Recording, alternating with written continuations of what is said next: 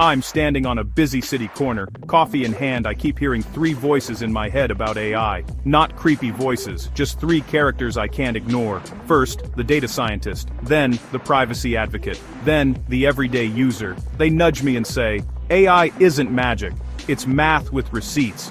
Machine learning looks at patterns in data, then predicts what comes next. In healthcare, that means spotting tumors in scans faster than a human. In finance, catching fraud in milliseconds.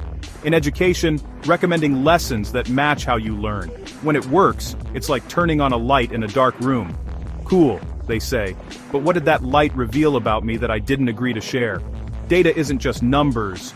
Your location, your late-night searches, your voice notes to yourself. If a model trains on your life without consent, that's not innovation, that's extraction. They bring up data breaches, shadow profiles, trackers you never opted into.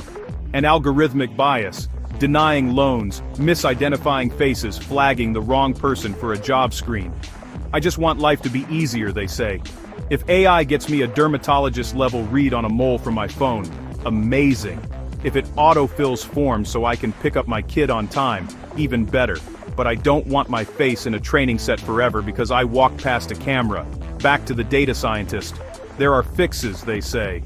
Differential privacy, federated learning, synthetic data. Think of them as ways to learn from patterns without keeping raw, identifiable info, plus model cards and audits, like nutrition labels for algorithms. Privacy advocate nods, but isn't sold. Policies matter, they say. Explicit consent, data minimization, clear opt-outs, no dark patterns that trick people into saying yes, and accountability. If an automated system harms someone, a human is on the hook. Okay, but what about jobs? Automation is already here. Email triage, invoice processing, first drafts of code. The scary part is replacement. The hopeful part is augmentation. AI is a power tool, not a pink slip.